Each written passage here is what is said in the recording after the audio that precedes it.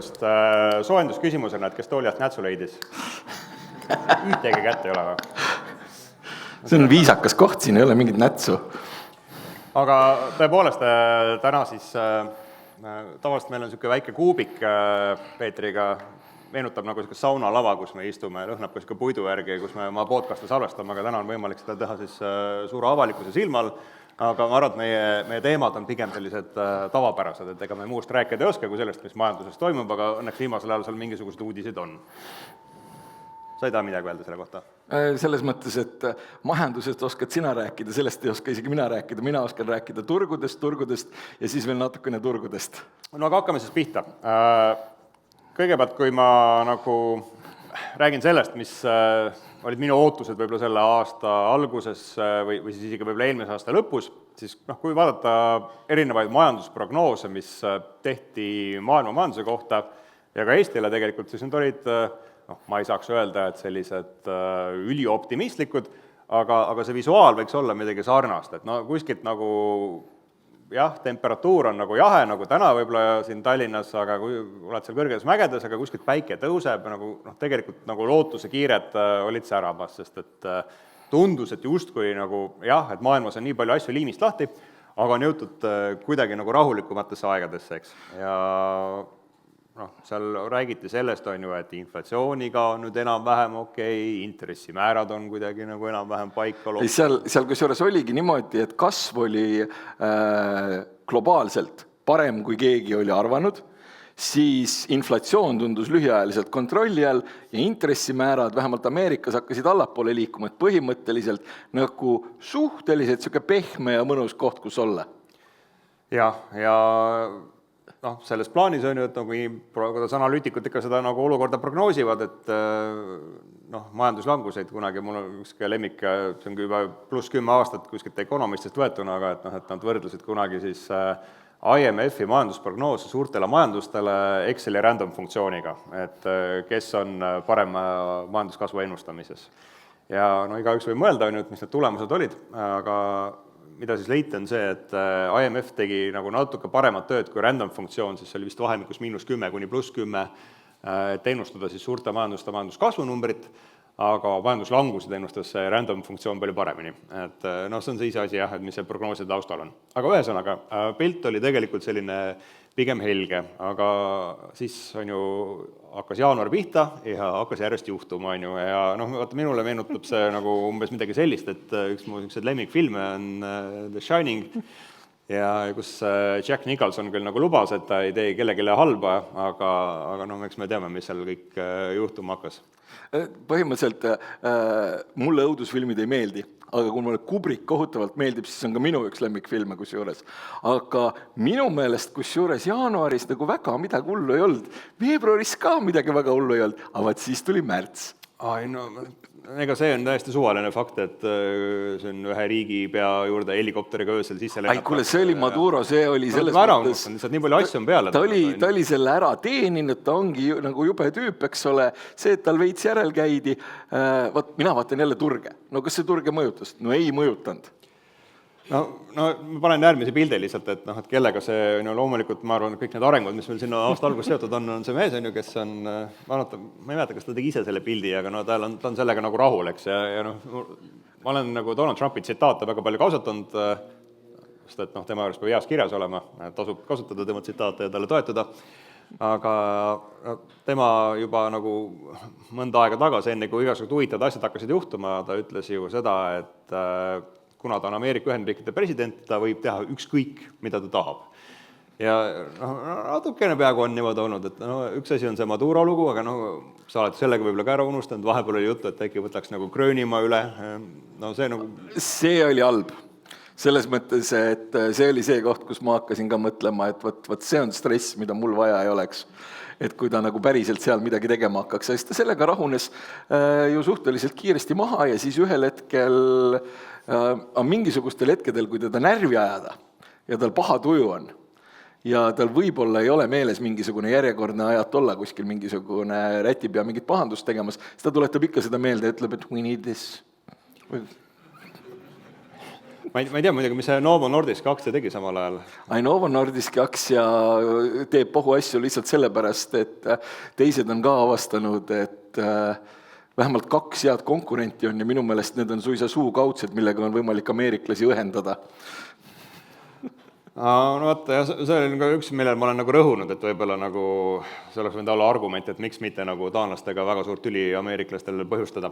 Aga see tõesti igast asju juhtus veel, on ju, et üks selline mälestusväärne sündmus kindlasti on Davose majandusfoorum, kuhu mind ja Peetrit sellel aastal millegipärast ei kutsutud. Enam ei taha ka, nüüd ei taha enam meie. Nüüd ei taha enam meie, jah, aga seal peeti palju põnevaid kõnesid, kindlasti oodati Donaldi kõnetle, kus ta siis on ju saalis oli, ma arvan, nagu pinemus, ma oleks tahtnud olla seal saalis ikkagi, vaata, et praegu istuks Donald Trump sinna ja ütleks, et kas ta nagu valutab Gröönimäe ära või mitte, ma kujutan ette, et see atmosfäär oleks olnud nagu võib-olla teistsugune kui siin praegu. Ja, aga kogu see üritus oli minu meelest sellel aastal nagu selline totaalne vingumisfestival, sellepärast, et nii-öelda eliit lendas kokku ja rääkis põhimõtteliselt peamiselt sellest, et miks neid ei kuulata. Ja siis oli mingisugune Ameerika minister ka, kes põhimõtteliselt pidas kõnet,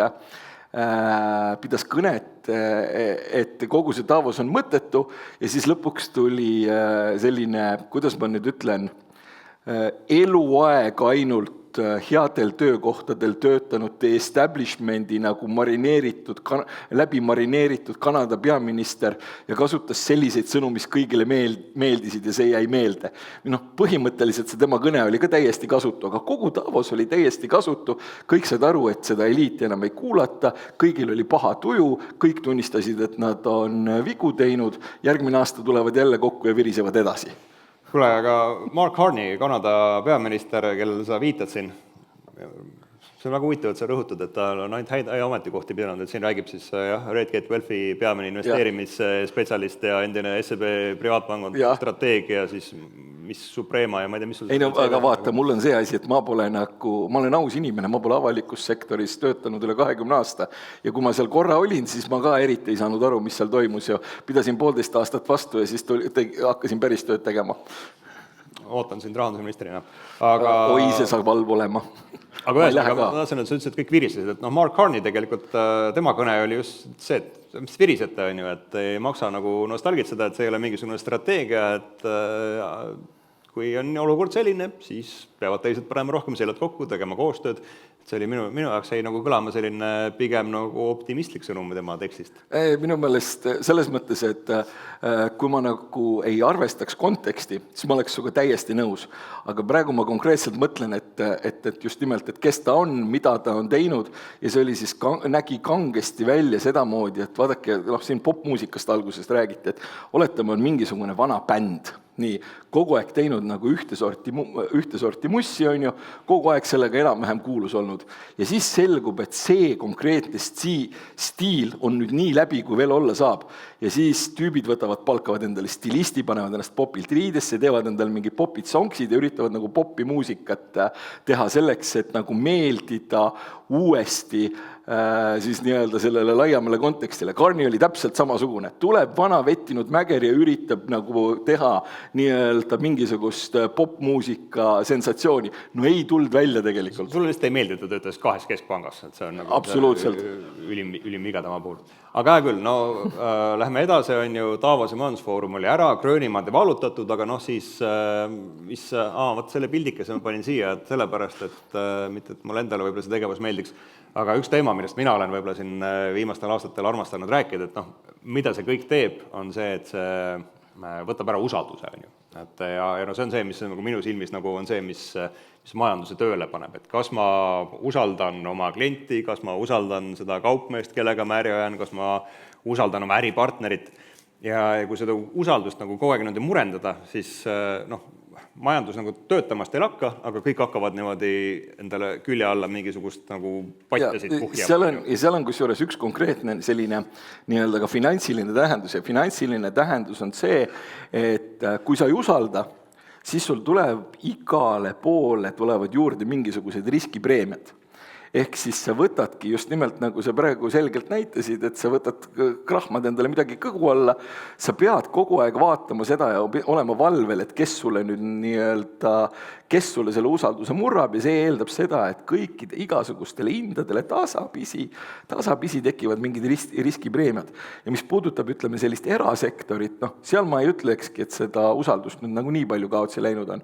Aga seda institutsionaalset usaldust, seda on küll päris korralikult kaotsi läinud, sellepärast, et kui sul on maailma kõige võimsama riigi juht põhimõtteliselt suudab 3 korda päevas avalikult mikrofoni anda täpselt nagu iga kord täiesti vastukäivad seisukohti, siis sa nagu hakkad mõtlema, et huvitav, et kui selles olulises toas ei ole täiskasvanud, äkki siis paljudes teistes tubades ei ole ka. Mis vastab tõenäoliselt tõele. Aga tuleme nüüd nagu kõik huvitava teema juurde, et Iraani geograafia, kõigil on kõik need neemekesed seal juba peas, teavad, kus laevaga sõita saab. Kuna ma olen reaalselt olnud 5 päeva Kaitseväe metsalaagris, siis ma ise ei ole jõudnud ka viimaste uudistega nagu kursis olla, et kas on Ormusi väin lahti või kinni. Ma nägin, eile oli Andrei Hostov ütles, et see on niisugune Schrödingeri väin nüüd, et see on nagu lahti ja kinni. Andrei Hostov on ilmselt üks parimaid ajakirjanikke, keda ma tean, aga ta ei mõelnud seda Schrödingeri väina nagu ise välja. Aga see ongi põhimõtteliselt selline, et nagu on ja nagu ei ole ka. Ja selles mõttes minul ei ole millestki muust lähtuda. Minul on lähtuda sellest, et kuidas nagu turg seda näeb ja kuidas see majanduskeskkonda mõjutab. Ja see on selles mõttes oluline, et kui siin sai mainitud, et kuidas aasta algas, siis aasta algas, et kasv on okei, inflatsioon on lühiajaliselt kontrolli all ja intressimäärad, eks ole, võivad Ühendriikides isegi langeda ja pigem on stabiilsed. Nii. Kui see naftašokk tuli, siis kõik ehmatasid ära, sellepärast et see keskkond vähemalt näiliselt keeras 180 kraadi ümber. Kui sul maksab nafta 120–140, sul ei ole kasvu, sul viskab inflatsiooni üles, sellepärast et energia on räigelt oluline sisend ja lõppkokkuvõttes, kui inflatsiooni üles viskab, siis peavad keskpangad hakkama veel intresse ka tõstma. Ja see oli nagu täiesti 180-kraadine muudatus, kõik ehmatasid ära, totaalne šokk. Aga nüüd on hakatud mõtlema umbes, et tegelikult mõlemad pooled vist on motiveeritud, et see nafta ikkagi liiguks, sellepärast, et üldiselt raha on ikkagi tähtis. No vaata, kui naftast rääkida, siis mina olen seda kriisi vaadanud niisuguse pilguga, et ma ikkagi võtab nagu kukad sügavalt. Ma tõesti ei saa aru asjadest vahepeal. Et kui sa vaatad nagu poliitilist olukorda, mis, ma ei tea, Poliitika kirjutab, mis Financial Times kirjutab, siis tundub, et no oi. Vaatasin eilset aktuaalset kaamerat, siis mingisugune kõrge Euroopa Komisjoni ametnik rääkis, kuidas see kriis on hullem, kui on kokku oli 1973, eks. Neid oli 70 oli 2 tükki neid suisa. No võtta on ju ja siis 2022 kokku, et see on nagu kõige hullem, et see on nagu topelt võimas. Ja siis ma vaatan nagu nafta hinda, mis täna hommikul vist oli ka äkki veel nagu alla $100 barrelist, pole nagu jõudnud nii täpselt tšekkida. Vaata tulevikku on ju, tulevikutehingute järgi $80 barrelist, siis mõtled sellele, et toredad aastad 2011–2014, kus siis naftabarrel maksis stabiilselt üle $100 barrelist, Eesti majandus kasvas 4% aastas iga seal keskmiselt. Mõtlen, mis oli nagu $100 väärt toona, mis on $100 väärt nüüd, et must eile kuskilt nägin mingit arvutuskäiku, et see kui kunagi oli tõesti 2011–2014 oli see üle $100 hind, et tänases rahas peaks sellisel juhul naftabarrel maksma seal vist kuskil $160 või midagi, kui sa võtad inflatsiooni sinna juurde. Et ma nagu ei ole kriis ühelt poolt. Kusjuures see on tõesti hästi huvitav, et vanasti mulle meeldis rohkem lugeda sellist toredat ajakirja nagu Öökommunist, tähendab Ökonomist. Ja siis põhimõtteliselt nüüd mul sotsiaalmeediasse jooksevad sisse ka mingisugused nende pealkirjad. Vahepeal sul vanasti sa olid niisugusem nagu liberaalsem ja laiema silmaringiga, siis sulle meeldis, et sa hakkad vanemaks ja keskealisemaks jääma. Ei, tead, milles on asi? Asi on selles, et Ökonomist oligi kunagi kõige parem väljaanne üldse, sellepärast, et seal omanikud olid sügavalt klassikaliselt liberaalsete vaadetega majandusele. Siis, kui omanikud vahetasid, siis hakkas seal mingisugune jauramine mingisugusest sotsiaalsusest ja solidaarsusest ja kõigest sellest, mida sellises ajakirjas tegelikult vaja ei ole, sest kõik ülejäänud kirjutavad sellest niikuinii. Aga ühesõnaga, seal on mingisugused täiesti kogu aeg viskab mulle sotsiaalmeediasse ette, et jälle on Economistis mingisugune onu, kellest ma ei ole mitte kunagi kuulnud, ütleb, et põhimõtteliselt nüüd selle energiakriisiga on kõik täiesti läbi. Ja siis iga päev nagu 2 tükki sellised viskab ette. Samas loen siis nagu selliste tegelaste researchi, kes siis päriselt üritavad nagu rahaga tegeleda ja varasid valitseda, siis need ütlevad, et kuule, meil siin mingi 2007 või 2008 oli ka 142, on ju, kui me seda inflatsiooniga korrigeerime, me saaksime nagu päris hullu nafta hinna, on ju. Lisaks on sõltuvus naftast absoluutselt nii-öelda across the board igal pool nagu vähenenud ja et kui meil siis nii-öelda püsivalt hind üle 100 ja kuskile 120 juurde ei lähe, ei ole viga midagi. Ja siis jälle viskab mulle ette ajakirjast Öökommunist see, kuidas põhimõtteliselt kõik peavad nüüd võtma õhtul valge lina endale ümber ja minema nagu surnuaia poole, eks ole. Kuule, aga tundes sinu vaateid nagu rohepöördele, et ma arvan, et sa võiks ikka see on vandenõu äkki. Nad tahavad äkki rohepööret salaja korraldada, kui selles valguses nad räägivad, et nafta on kallis, aga tegelikult ei ole nii väga. Ei no vaata, selle pärast ongi, et kui mingisugune kontekst muutub sektiks, sest nagu disclaimer on see, et mul ei ole rohelisuse vastu midagi, et ma olen nagu 2 käega poolt ja kui keegi ütleb, et ma ei usu nagu näiteks teadust nagu kliima suhtes, siis usun küll, ma lihtsalt väga paljusid neid inimesi ei usu, sellepärast, et kõik ülejäänu, mis nad räägivad, on totaalne pasteet, aga selles mõttes, et ei ole siin mingisugust vandenõud. Meil on fossiilsete kütuste tarbimine kogu energiakompotist püsinud täpselt sama viimased 25 aastat ja kahjuks ei ole siin mingit rohepööret. No räägime finantsturgudest ka, et me juba Peetriga tegime ennast soojaks enne omavahel rääkides, et see, mis seal toimub jällegi on nagu täiesti nagu pöördvõrdeline sellega, mis sa kuskil poliitiku kaanel loed, et ma just üks vaatasin, et kui nagu Trump iga päev niisuguste sõnumitega nagu sisse rändaks, et ma lõpuks võin nagu töölt ära tulla lihtsalt, et seal nagu teenib nii hästi. Ja see viib ikkagi selleni, et millest siis nagu seal tõenäoliselt ka Wall Streetil räägitakse ja miks need finantsturud niimoodi käituvad, nagu minu tagasihoidliku makroökonomisti arvamuse järgi on see, et Trump alati lööb lõpuks põnnama, ehk siis tako ja kõik sellega nõustuvad ja kõik seda teavad ja läbi selle nagu siis tegelikult ehitatakse kogu aeg mingisugused pette paremale helgemale tulevikule finantsturgudel ja turud kasvavad nagu mühinal. Põhimõtteliselt mudelina vaadatakse seda, et mis juhtus eelmisel aastal umbes samal ajal tollidega. Sellepärast, et see oli ka ikkagi päris korralik loputamine turgudel. Ja põhimõtteliselt, ütleme niimoodi, et mina varahaldurina sellel hetkel olin nii-öelda sunnitud andma signaali, ütlema, et ma ei tee mitte midagi, sellepärast, et see, mida ma teen, võib olla nagu järgnevad tunni aja jooksul olla nagu täiesti vale. Nii.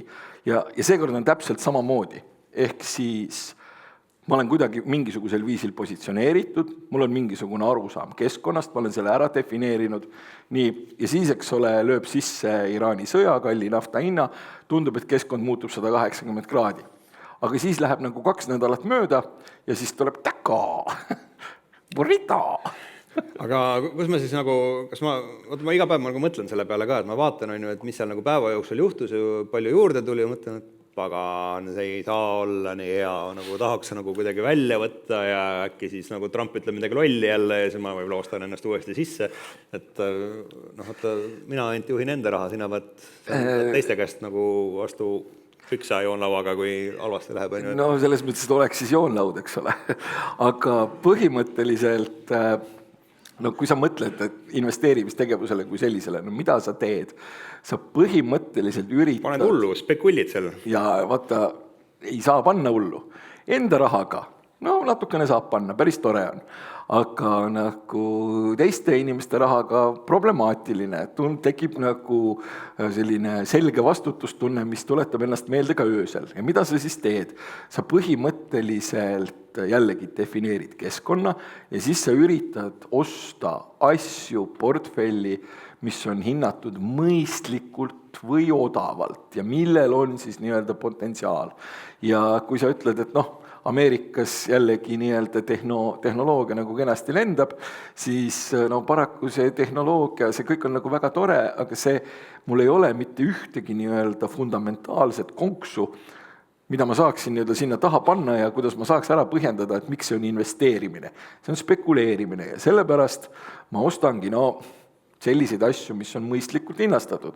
Ostan arenevaid turge, ostan isegi Jaapanit, üritan Ühendriikidest leida sektoreid, mis ei ole ülehinnatud ja ikkagi tegelen, kuidas nüüd öelda, natukene sellises klassikalises mõttes väärtusinvesteerimisega, mitte spekuleerimisega.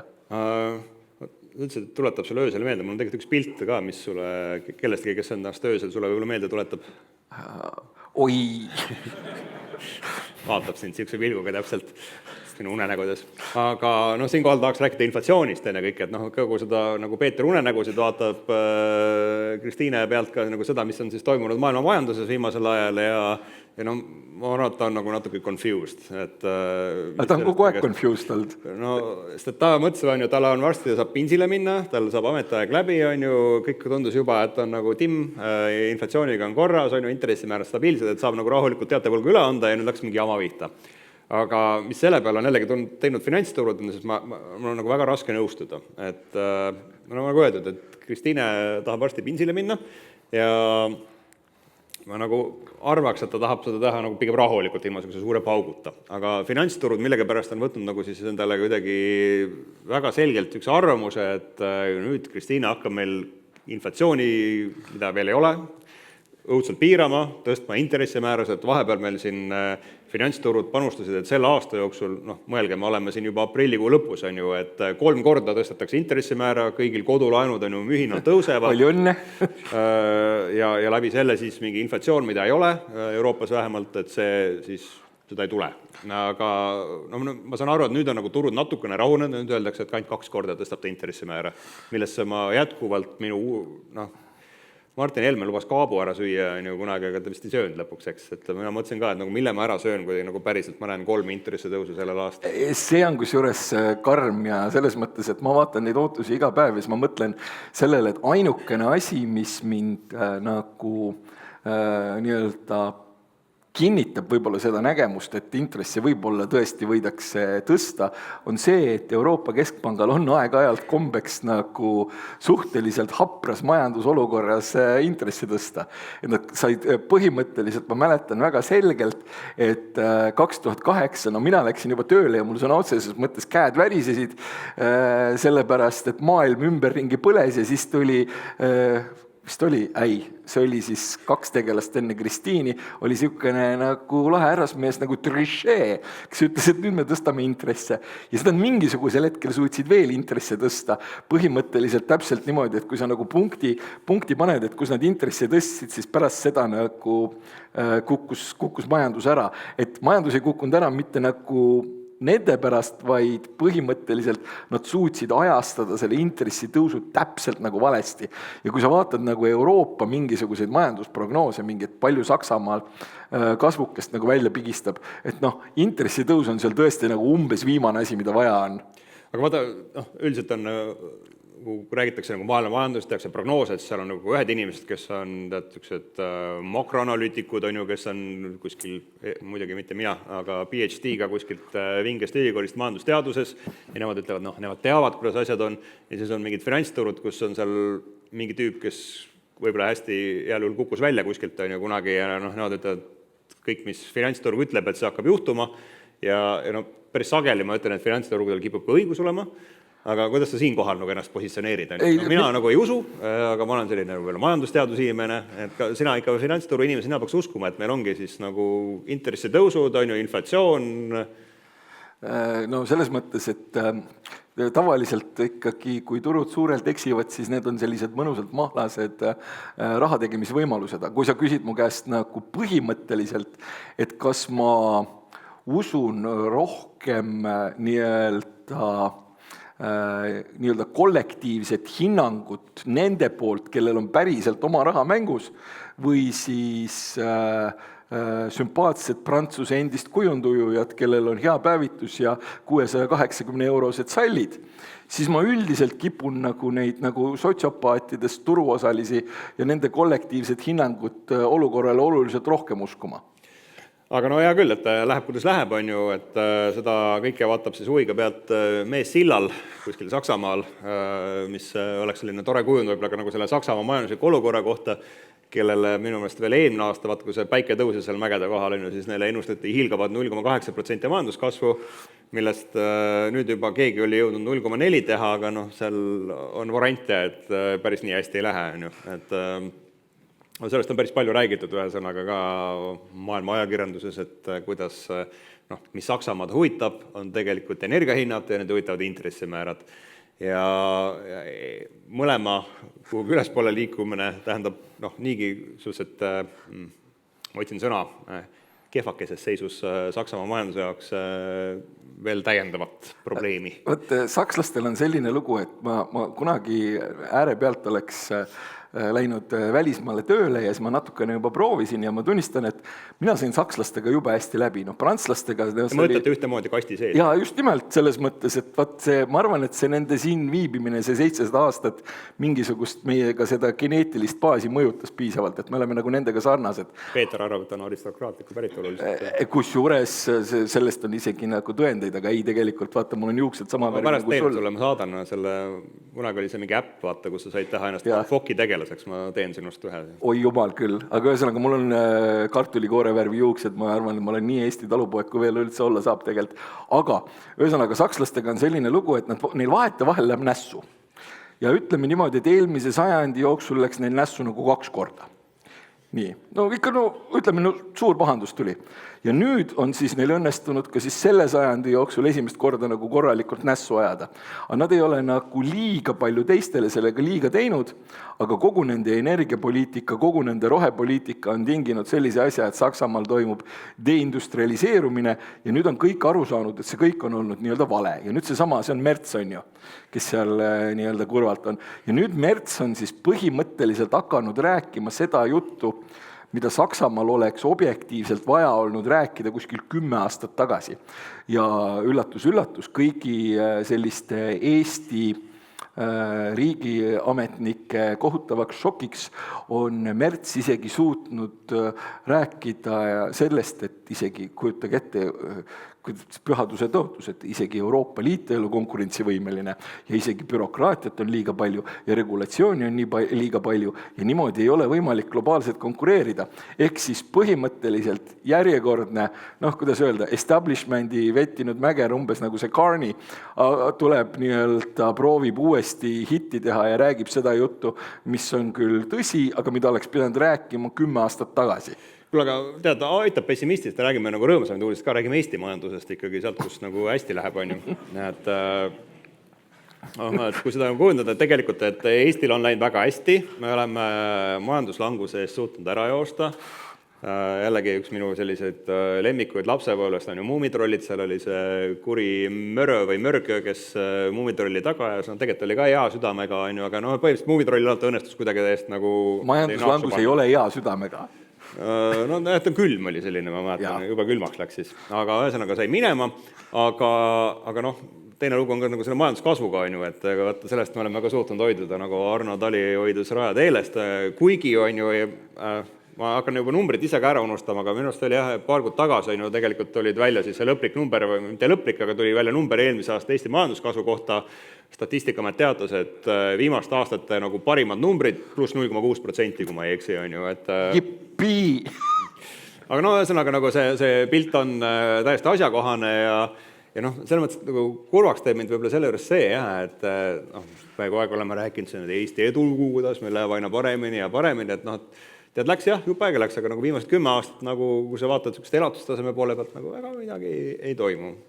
Ja samal ajal leedukatele on ju, okei, nemad said pensioniraha kätte ja neil on... Oi, sellest me väga veel rääkida. See on fantastiline, selles mõttes nad ostsid pesumasinatest nagu poed tühjaks. Leedust anti nagu informatsiooni, et missugune nagu tõeline festival seal käib. Leedul läheb hästi ja siis, kui sa vaatad nagu sellist huvitavat nähtust nagu Poola. Mina mäletan, kui ma esimest korda kunagi Poolas käisin, siis ma imestasin, et teed olid kitsad ja siis nii-öelda maapiirkondades kasutati ka hobuvedusid. Nüüd on Poola SKT per capita nagu kõrgem kui Jaapan. neil on põhimõtteliselt majanduskasvu tõusunurk 45 kraadi, on ju, ja selles mõttes tühjasest Saksamaast, Prantsusmaa unustage üldse ära, kõik, kes punast veini joovad, need jäävad ainult vaesemaks.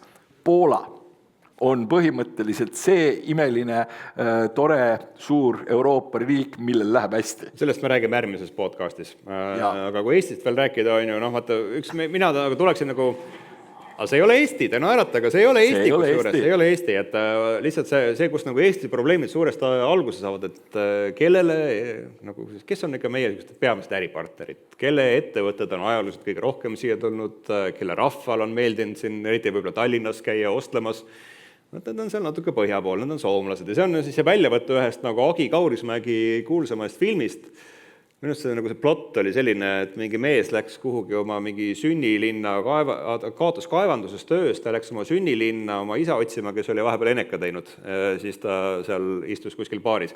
Ja see on vaata selline nagu üldine nagu kontekst, mis ma täna näen nagu Soome majanduses. Sõitsin siiapoole Jõlleroi Soome majanduse kohta raadios uudised, mis sa arvad, mis nagu tonaalsusega, no vaata on ju täpselt midagi samasugust. Neil on tööpuudus üle 10% ja selles mõttes, et ma olen ka seda podcastis öelnud, ma elan siin üpris lähedal. Ja see tähendab seda, et mu katuselt on otsevaade merele, mis tähendab seda, et ma panin naabrimehega siukse nagu reha katusele ja ma näen 8 Soome kanalit. Satt panni või? Ei, täiesti aus reha nagu Helsingi suunas. Ja ma näen 8 Soome kanalit ja põhimõtteliselt kuskil 4 neist on jutusaated. Ja te ei kujuta ette, millise näoga need inimesed seal jutusaadetes on. Ma kujutan ette küll. Täpselt sellised ongi. Ja no muidugi Kaurismäe filmis on need samad näitlejad ja kõik on alati sama näoga. Aga jutusaadetes on nad sellise näoga ja põhimõtteliselt, kui neil oli, ütleme, selline aasta tagasi, võib-olla 2024 sügisel oli neil umbes niimoodi, et no lõpuks hakkab meil ka paremini minema. Nüüd on täielikult lootuse kaotanud. Ma ka ühesõnaga jutu resümee oleks see, et kui teed palju äri soomlastega, siis tänases situatsioonis saavutada jõhkrat majanduskasvu Eestil ongi... Sealt ei valitettavasti tule ühtään mitään. No võt. Õnneks meil on oma sisemajandus. Küll Eesti jaekaupmehed on ju, nad on minust üks ka nagu... Ütlesid, et seal on Davose majandusfoorum negatiivsed. Mõnest Eesti jaekaupmehed on ka nagu suhteliselt nagu negatiivne punch, aga iga kord, kui sa sõidad sealt Ülemiste keskusest mööda, siis pilt on midagi sellist, et jah, okei, et tegemist oleks Leedu kaubanduskeskusega, siis me saaks nagu photoshopida nende autoread nagu topelt, et nagu sa keskelt välja ei saa. Lihtsalt paralleelina, et kui eestlased on kehvemad kui leedukad, sest et kui meie võtsime vist selle teise pensionisamba avamisega võtsime esimese raksuga vist mingi 25% rahast välja ja pärast oli umbes kolmandik, mis nagu 2 aasta jooksul välja tiksus, siis leedukad tõmbasid kohe 40% nagu esimese päevaga ja siis vaatame, mis edasi juhtuma hakkad, neil natukene aega veel.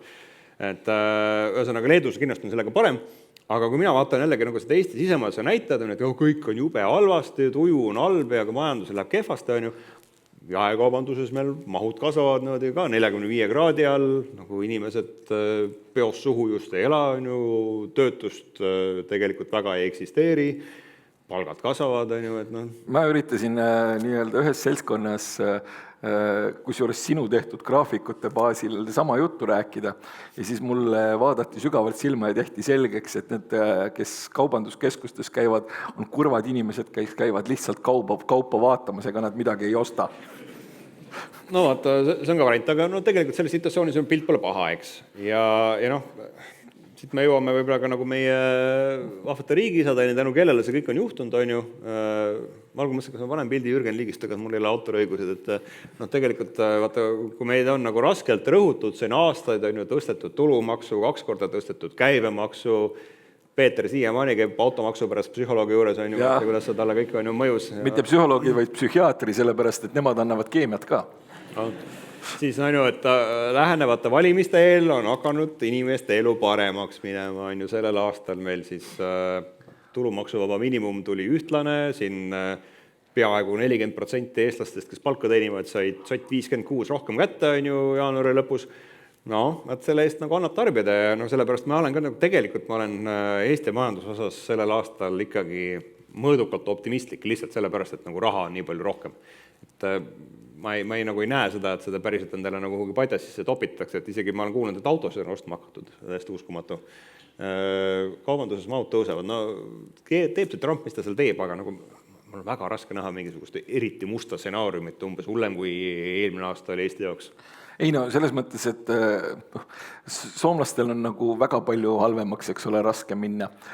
Sakslastel tuleb ka võib-olla see pluss 0,4 ära ja see tähendab meie jaoks ju siis mida? See tähendab meie jaoks mingis kontekstis stagneerumist, aga mingisuguses kontekstis võib-olla natukene paranemist, sellepärast, et ma ei tea, oled sa nõus või mitte, aga see struktuurne tööjõupuudus ikkagi hoiab meil tööpuuduse madalal ja see tekitab ka ikkagi olukorra, et kõik, kes on hobusest targemad, kipuvad nagu natuke rohkem palka tahtma.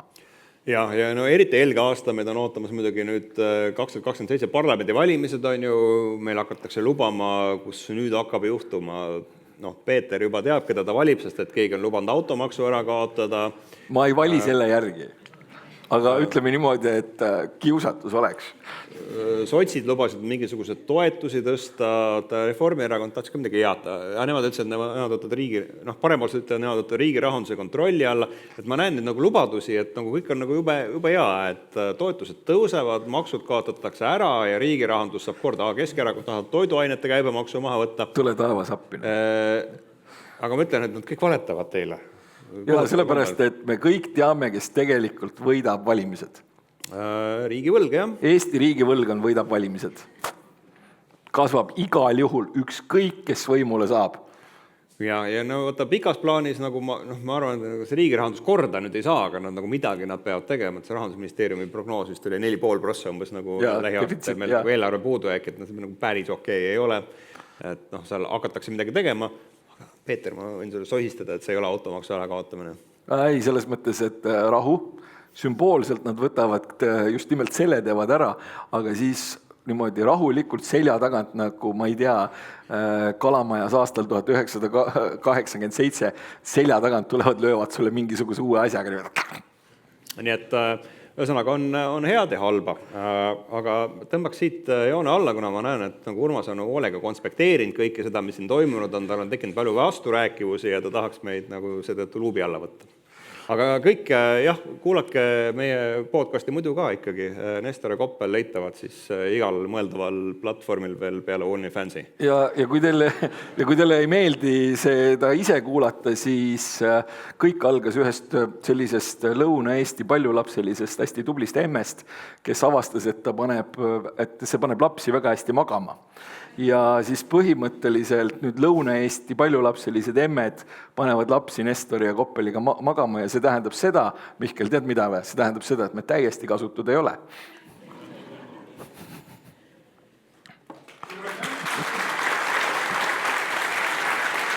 Üks, kaks, kolm, suur aitäh, härrad, suur tänu. Kasvatasime ka majandust, andsime Hendrikule tööd praegu. Ma sain siia teie kõrvale tooli. Kõigepealt lähen lahti sellest ainukesest küsimusest, mis praegu tulnud on. Mis räägib sellest, et kõik kuulasid teid väga tähelepanelikult. Oota, ma nüüd ei saa aru. Kas ma peaks siis ostma, hoidma või müüma? Jaa. Ja vastus on jaa. Jaa. Sa oled õppinud ära kõik need nipid, Peeter. Sa hakkad kandideerima, ma saan aru. Ei, küsimus on selles, et need nippide äraõppimine ei tule mitte poliitilistest nagu ambitsioonidest, vaid see tuleb sellest, et ma olen erakordselt teadlik sellest, mismoodi seadusandlus lubab anda investeerimisnõu. Investeerimisnõu andmine tähendab niimoodi, et mina pole mina, hobune pole minu oma, mind pole siin üldse olnudki. Kõva ratsutamine käib. Jah. Okei. Korraks nagu tuleks selle Kaurismäe pildi juurde tagasi, et me oleme ikkagi harjunud mõtlema, et midagi oleks Eesti kontekstis pidanud tegema kiiresti, otsustavalt ja paremini. Et me ei oleks selles kohas, kus me majanduskasvu mõttes oleme, et see 10 ei oleks päriselt nii nagu ametlikus keeles öeldakse PEF-i läinud, eks. Et kas see tegelikult mõeldes seda, et soomlased on olnud selliste nägudega, aga rootslaste näod ka väga palju rõõmsamad ei ole olnud. Natuke on. No võib-olla natukene. Ja sakslased on sama mornid, nagu nad seal silla peal on. Et kas ja mis see reaalne Eesti võimalus siis praegu on käiku vahetada? Sest oleme ausad, leedukad ju tõmbavad ka selle sama Poola tuules. Eks nad kasutavad ära natukene seda positsiooni, mis seal selle Rzeczpospolita riigi tekkimise kontekstis nagu võiks ju näha praegu, et need ongi Leedu, Poola suur ühisvõim. leedukas peab olema kuningas siis kindlasti. no nii kindlasti. Mina olen sellest rääkinud tegelikult ka juba aastaid, et teate, et no ei saa päris nii, et kogu aeg on 45 kraadi all, et vaata, mida jõukamaks me saame, seda vaiksemaks hakkab see tõus minema ja see, et nagu täna Eesti majandus kasvab aeglasemalt, see ongi normaalsus, harjuge ära, et nagu noh, kui tead, Eesti majandus kasvab aastas 2,5%, siis on nagu suurepärane juba, et nii hakkabki olema. Noh, kas me nagu oleks midagi teistmoodi teha saanud, on ju. Õnneks Eesti riik, Eesti majandust ei tee, on minu arvamus, et see on ikka nagu ettevõtjatest kinni ja siin ma arvan, et igaüks punnitab nii, kuidas ta oskab ja ühelt poolt on ka nagu, ma arvan, et see sama asi, mis on nagu Soome ja Saksamaa puhul probleem on, et vaata, kui on jubet nagu tore ja hea olla, et see on nagu väga ei võimle, eks, et Saksamaal oli kohutavalt tore müüa on ju Aasiasse oma mingisugust vägevat tehnoloogiat, mida sealt osteti, nii ka kui enam ei ostetud. Soomlaste äriplaan oli nagu pea täpselt samasugune, on ju. Eestlaste suurepärane äriplaan oli see, et meil on siin rikkad soomlased ja rootslased, neile saab igasugust kraami maha müüa, tänu sellele on, et meie tootmiskulud on nii palju soodsamad. Aga vaata, ühel hetkel see konkurentsieelis nagu väheneb ja siis mingit avastad, et nagu seda enam väga ei ole. Ja no siis ongi see, et mis nüüd edasi saab, eks. Ja no meil on mingi seltskond siin, siit paarsada meetrit edasi ma olen näinud, on meil niisugused kontoripinnad, mis ma arvan annavad nagu silmad ette enamusele Eesti tehastele, kus on inimesi hulga kaupa suurtel kiirustel töötamas ja kes teenivad keskmisena seal kuskil 5000 eurot kuus palka. Noh, jah, kõik Eesti inimesed pole veel niisugusesse ettevõttesse tööle jõudnud, aga kuskil nurgas me nagu toimetame ja selles mõttes väga edukalt, et kui sa siit võib-olla mingid traditsioonilised arvud nagu maha arvaksid, vaataks ainult nende uusi vägevaid valdkondasid, seal on nagu kasv väga kiire. Jah, ja no selles mõttes, et kuna ma seda Soome telekat ikkagi jätkuvalt vaatan oma vaimse tervise hinnaga, siis neil põhimõtteliselt, nad ise tunnistavad, et neil ei ole peale Nokiat midagi nagu päriselt juhtunud. Ja siis nad, kui nad veel natukene räägivad, siis nad tunnistavad ka seda, et see Nokia oli natukene nagu loteriivõit ja selle nad mängisid nagu ka maha. Aga see veidikene kipub tõestama seda, et juhust on ikkagi päris palju ja mis on ikkagi objektiivne paratamatus meil on see, et meie sellises punktis, kus me oleme sellise rahvastikuga kõik, no me ei ole mitte kunagi mitte midagi muud kui eksportijad ja kui me eksporditud ei saa, siis meil on halvasti. Ja veel lihtsalt, sul on päris viimane võimalus siia oma küsimus ka kirja panna, et selle siit noppida saaksin, aga nagu, ja ma saan aru, et see on nagu keeruline küsimus eelkõige selle sama mehe pildi pärast, kes oma kukalt ja tema peas vahepeal rohkem nähtavana, vahepeal nähtamatuna, eks ju, siis demonstreerib, et ennustamine on tegelikult keeruline. Aga kui proovida nagu mõelda, et me juba oleme ju natukene selle vasakule, paremale edasi-tagasi sapsutamise keskel olnud, eks, et mida see 26 teine pool ja 27 vähemalt Eesti majanduse kontekstis võiks tähendada, et mida nagu silmas pidada tuleviku peale ette mõeldes? Või see on tõesti mõttetu küsimus täiesti? Eesti kontekstis ma nagu, kuna ma olen juba siin 10+ aastat nagu mööda pannud, et mul on nagu okei, vaata ühe korra veel siin mööda panna, aga pane võimsalt, et äkki seekord läheb esimest korda pihta. Mina arvan, et tegelikult on nagu mida ma juba aega ennustasin, et nagu siuke tegelikult numbrid on nagu täitsa okeid, aga tunne on ikka õudselt sitt veel. Et see on nagu eestlase olemus ka natuke. Peeter meenutas siin seda rasket mõisaaega. See näüta hüvelda tundu pahalda. Jah. Et see läheb edasi lihtsalt. Et aasta lõpus vaatad, numbrid on nagu, ma tead, pole nagu väga kurta, aga nagu ei ole ikka nagu ei ole nagu see. See on see üldine mulje, mis mul ma arvan aasta lõpus ka on. Kõlad nagu aasta aruanne praegu. Majanduse aasta aruanne. No nii, Peeter, mis sa arvad? Põhimõtteliselt minu jaoks on aasta natukene liiga lühikene perspektiiv. Pakume 3 siis, räägi 3 aastast. 3 aastast minu peamised hüpoteesid on esiteks see, et volatiilsus kasvab ja teiseks kõik läheb kallimaks. Ja nendele ma panustan põhimõtteliselt ka nii oma kui klientide rahaga. Siin lõid silmad särama praegu, lõpus ma nägin. Nii et ära seda siis praegu finantsnõuna loe, muidu panevad Peetri istuma. Ma ei rääkinud ühestki instrumendist, nii et mind ei ole siin ja hobune pole minu oma. Ehkki see hobune millegi pärast on nüüd 4. korda meil juba teema. No ja nii ja siin mina lihtsalt, kes ma võin seda soovitust anda, ma prooviks hobuse kaudu teha seda rikkaks jõudmise teed. Härrad, suur aitäh teile! Aitäh teile! oot, jaa. Nii. Mis on teie tänase vestluse kõige olulisem, nüüd hakkas küsimusi ka tulema kohe. Take away, mida kuulaja võiks kaasa võtta. Ikka, no natuke me rääkisime ka muidugi, Peeter ise ka juba viitas sellele siit lõpust. Aga sina, Mihkel, et mis sinu arvates on, mida siit kõrva taha pannes võiks kaasa võtta? Ootamatult, aga lõpuks saab ikka kõik korda. See võib-olla see resümee. Ja kui ei ole korda saanud, siis see ei ole lõpp. Veel lõpp päris. Aga nüüd meie vestlusel on lõpp käes. Suur aitäh, härrad!